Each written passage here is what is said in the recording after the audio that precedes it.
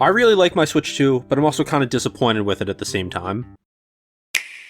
So I think the Switch 2 is a great system. I think it's very powerful for what it is. Like, this is a small console. It's of course meant to be played on the go a lot of the time. And while it's not on the same level as the PS5 or Xbox Series X, it can play a lot of the same games and look really good.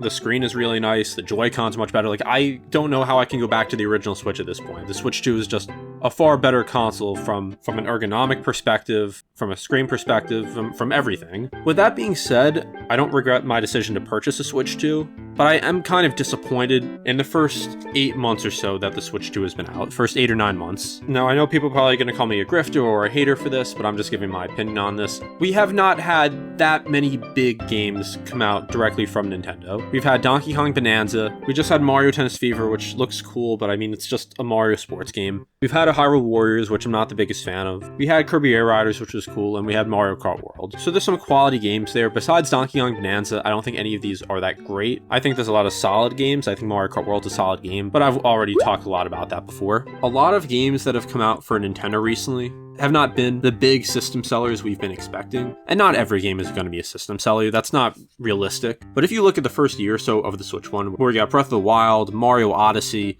Splatoon 2's Xenoblade 2. We got some experimental games like ARMS. We got some third-party support, which at the time was not as expected for a Nintendo system. And the Switch 2, to its credit, has actually gotten pretty solid third-party support so far. We've gotten a lot of announcements about games coming, so I'm not disappointed with that. I think if you're a Nintendo fan, it's absolutely worth buying a Switch 2 if you have the money. But at the same time, I'd really like to see more and know more about what's on the horizon. The only Switch 2 exclusive games that are coming out in the foreseeable future are the new Fire Emblem, which I'm not a big Fire Emblem fan, but I know a lot of people are into that. The new Yoshi game, which I like the Yoshi games, but I'm just not going to spend $70 on one. I just don't think it's going to be worth it unless it's just an all-time great game like Yoshi's Island, the original. And Splatoon Raiders at some point, which we know almost nothing about. Like Tomodachi Life, which is coming out soon, is going to be on the Switch 1. And it seems like we're just not getting a direct anytime soon. There was the rumor by Nash Weedle, and that didn't end up happening. There was the partner direct recently, which didn't have really anything interesting to me. A couple announcements, I guess, were alright. But a lot of my disappointment could have just been curbed by a direct with some good announcements. Like, if we got a new Paper Mario, obviously a 3D Mario, everyone's talking about that, but even something like a Paper Mario, a Zelda remake, a new experimental game that's actually worth playing. So far, we've just gotten a bunch of ports and Switch 2 editions. Actually, just today, or yesterday when you're seeing this video, we got Xenoblade Chronicles X Definitive Edition, Switch 2 edition, so besides having 2 editions in the name, like, that's not a new game. It's actually one of the more defensible ones, in my opinion. It's $5, you get 4K 60 FPS to my knowledge. So is it something that should be free? Yeah. I don't think it's as egregious as $80 Mario Party Jamboree with like the extra Face Raiders mode or whatever it's called. But it seems like Nintendo is just like releasing these games and saying, these are brand new games. Like, this is making up the Switch 2 library. And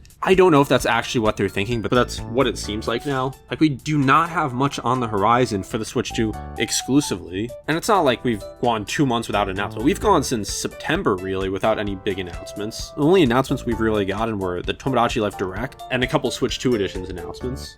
If I had to guess, it seems like we're not going to get anything until June at this point. If we don't get anything in March, I'd assume that it's going to be until June. I also was hoping for some Zelda content, considering it is the 40th anniversary. I still think we're going to get something, but I was hoping to get a little sooner. Because I have been using my Switch 2 pretty regularly, but I really have not been playing any Switch 2 games. I've been playing some NSO games, I've been playing some original Switch games in my backlog, but I bought a Switch 2 for Switch 2 games. Now, I'm still happy with the improved performance on the Switch. Like, the controllers obviously feel a lot better, the Joy-Cons feel a lot better, the screen's a lot better, performance for some games is just better, but I was hoping for a little bit more. And if you made it to this point in the video and you're commenting something like, you just have to be patient, or there's so many good games that you just need to play them, this is just my perspective on this. And once again, I'm not saying that the Switch 2 is bad. I'm very happy with my purchase, but I don't think it's unreasonable to spend $500 on a console and expect a lot of good content within the first year. I don't think that's unreasonable. Now, there's other issues with the Switch 2 that have been disappointing. Like, obviously the pricing issues, like I've went over those many times. The game key cards, which I think is very concerning, because as someone who likes to buy physical games, I very rarely buy digital games unless there's like a mega discount or if that's the only option. I like to have the games on the cartridges, for a big part of the reason being I don't want to have to download it, especially since games are so big nowadays. The Switch 2 only has 256 gigabytes.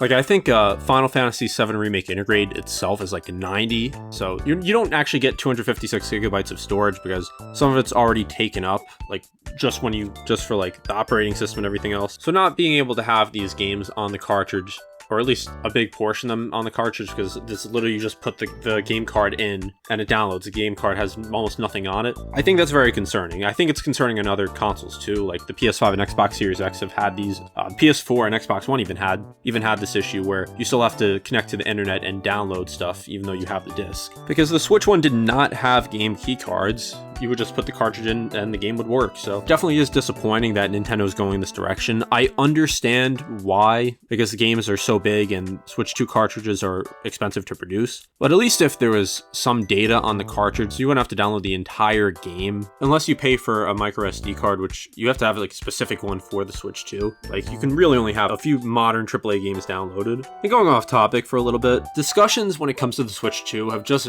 there's no nuance there. Like you either have to hate the Switch 2 or love the Switch 2 and have no problems with it. I've went over this in a couple other videos, like the one with Parasocial Nintendo fans. You can't criticize the Switch 2 or say you have disappointments without them saying that you're grifting or you're just being a hater, or they'll make a million excuses for Nintendo. And then the people who hate Nintendo, if you say anything defending the Switch 2, will say that it's an awful system, it's overpriced, and come up with any excuse they can to hate on it. But I think most people are probably in the middle. Like if you go away from these extremes, like on subreddits or in YouTube comments, most people I think who have the Switch 2 are happy with the system. Like they like some of the games on it, like I do. They like the improvements from the original Switch. They like the third-party support, but they're a little disappointed that we just haven't gotten more from Nintendo themselves that really make the Switch 2 worth it. Because I think unless you're a big Nintendo fan, like I'm a big Nintendo fan myself, so I wanted to buy the Switch 2, and for me it's been worth it. But if you're not a big Nintendo fan, I just really can't recommend it unless you really want to play a lot of third-party games. And you may want to do that, and in that case I can recommend it because it is a better option than the $1,000 Xbox ROG Ally. The Steam Decks, I think actually some of them are less powerful, but you get more games, so there's a trade-off there. But it's not something I can recommend to everyone at this point. The original Switch I could recommend to almost anyone. If you like video games, I could recommend the original Switch at the time. It had a very good price, it had a large selection of great Nintendo games, it had a good third-party support. Like, it was an easy recommendation. The Switch 2 is not as easy as a recommendation. The way I could recommend the Switch 2 to more people is either if there was a price drop, which is not likely. I'm not expecting Nintendo to do a price drop now, and I just don't think that would make sense for them. So I'm not asking for that. I think if we get a big Mario game, if we get a big Zelda game, if third-party support continues, if Nintendo really fleshes out their first-party library on the Switch 2, then it's something I can recommend to more people. Because it's also not as easy to recommend as with the Switch 1, because there are competitors, and it depends on what you're willing to spend. If you're willing to spend more money, the Xbox ROG Ally is objectively more powerful. You won't get Nintendo games on it, but you get a lot more games overall. You get more power, you get more customization. And there is the $1,000 one. I think there's also one that's like $600 or $650. So if you have that extra money and you're not really a Nintendo fan, I wouldn't recommend the Switch 2. I would recommend getting that or